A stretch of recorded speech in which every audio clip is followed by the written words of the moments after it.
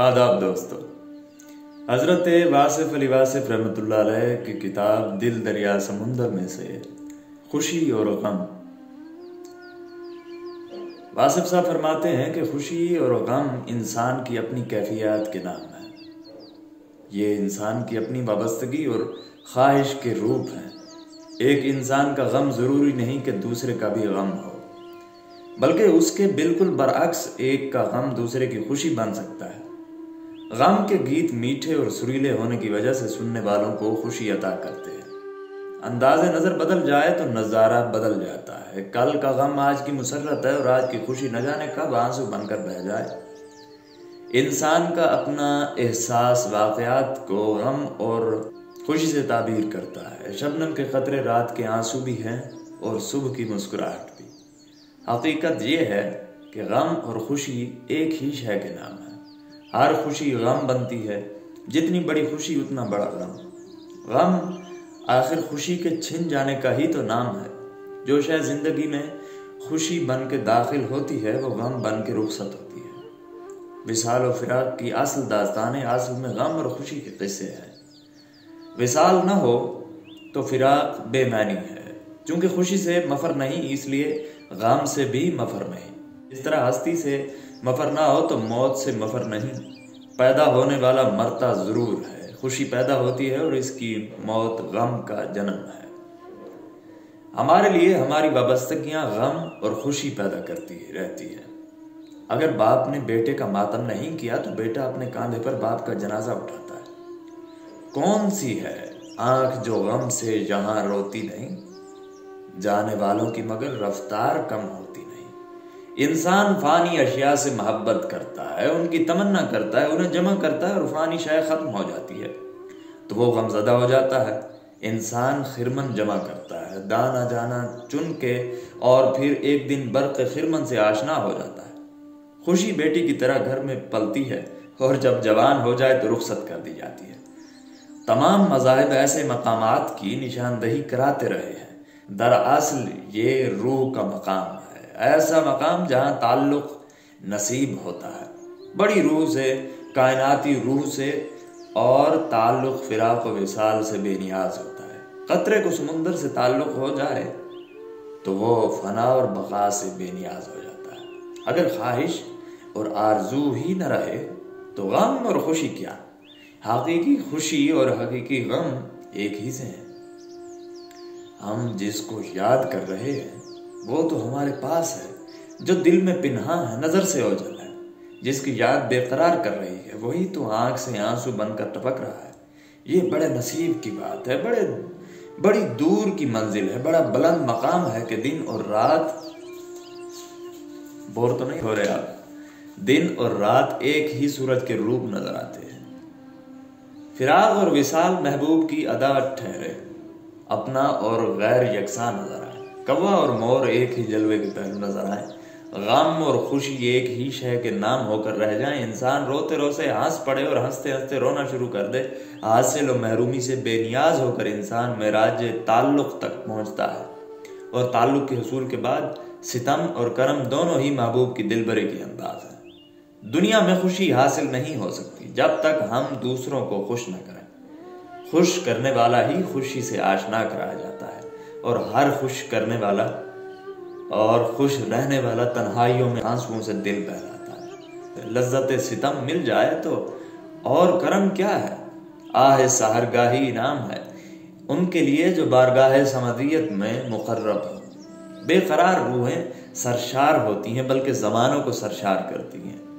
रोही में रोने वाला फरीद रहमतुल्लाह अलैह आखिर पुकार उठता है, दुनिया वालों जिसको तलाश कर रहे हो वो हम वक्त मेरे पास है। खलकत को जैदी गोल है, हर दम फरीद दे कोल है। किसी इंसान के गम का अंदाजा उसके ज़र्फ से लगाया जाता है। कम ज़र्फ आदमी दूसरों को खुश देखकर ही गमज़दा हो जाता है। वो ये बर्दाश्त नहीं कर सकता कि लोग खुश रहें। वो उनकी खुशियों के बर्बाद करने पर तुल जाता है। उसकी खुशी ये है कि लोग खुशी से महरूम हो जाएं। वो अपने लिए जन्नत को वक्फ समझता है और दूसरों को दोज़ख से डराता है। एक बखील इंसान ना खुश रह सकता है ना खुश कर सकता है। सखी सदा बहार रहता है। سخی ضروری نہیں کہ امیر ہی ہو، ایک غریب آدمی بھی سخی ہو سکتا ہے اگر وہ دوسروں کے مال کی تمنا چھوڑ دے۔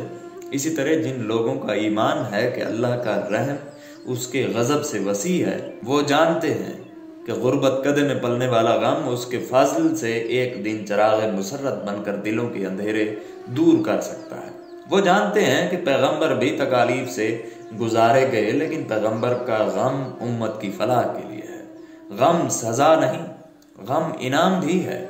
یوسف علیہ السلام کنویں میں گرا گئے، ان پر الزام لگا، انہیں قید خانے سے گزرنا پڑا، لیکن ان کے تقرب اور ان کے حسن میں کمی نہ آئی۔ ان کا بیان احسن القصص ہے۔ دراصل قریب کر دینے والا غم دور کر دینے والی خوشیوں سے بدرجہ بہتر ہے۔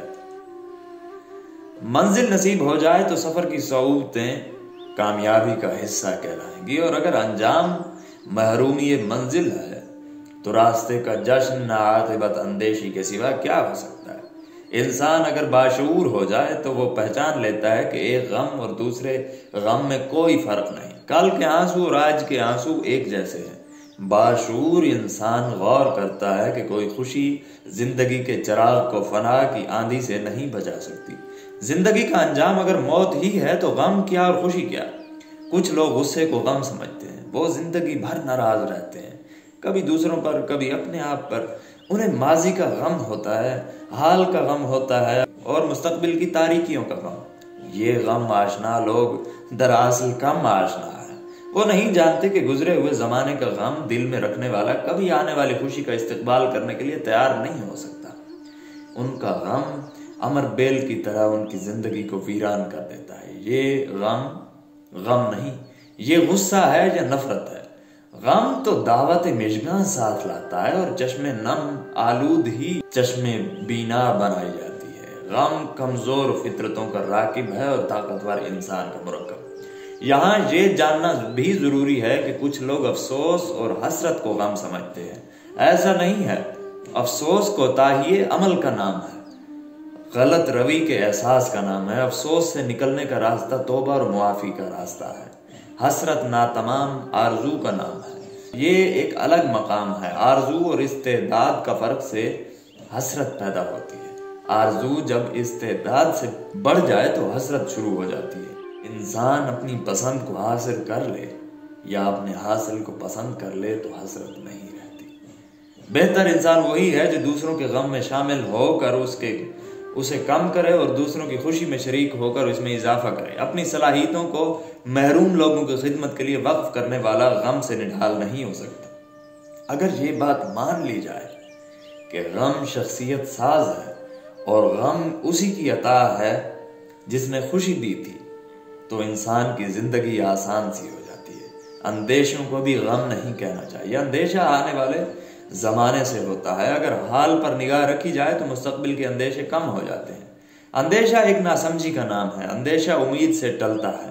امید رحمت پر ایمان سے حاصل ہوتی ہے، بلکہ خالق کا دعویٰ ہے کہ اس کی رحمت اس کے غضب سے وسیع ہے، اور خالق جو اپنے محبوب کو رحمت للعالمین صلی اللہ علیہ وآلہ وسلم بنا کر بھیجتا ہے، لہٰذا ہم وثوق سے کہہ سکتے ہیں کہ خالق کی طرف سے مخلوق پر ظلم کا اندیشہ محض وسوسہ ہے۔ خالق نے ہدایت بھیجی، پیغمبر بھیجے، سلامتی کے پیغامات بھیجے، رحمتیں اور برکتیں نازل فرمائیں، مبارک صحیفے اور مقدس کتابیں نازل فرمائیں، اور سب سے بڑی بات، اپنی رحمتوں کو رحمت عالم صلی اللہ علیہ وآلہ وسلم کی ذات میں مجتمع فرما کر مخلوق کے لیے آسرا بنا کر بھیجا۔ سرکش و باغی انسان ہی اندیشوں میں مبتلا ہو کر غمزدہ و افسردہ رہتا ہے۔ جو لوگ اپنے نفس کے شر اور ظلم سے بچ گئے وہ غم سے بچ گئے۔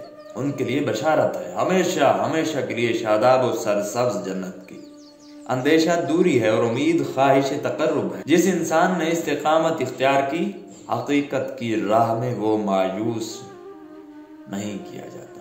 سوچنا چاہیے کہ انسان اس زندگی میں نہ کچھ کھوتا ہے نہ کچھ پاتا ہے، وہ تو صرف آتا ہے اور جاتا ہے۔ کیا حاصل اور کیا محروم۔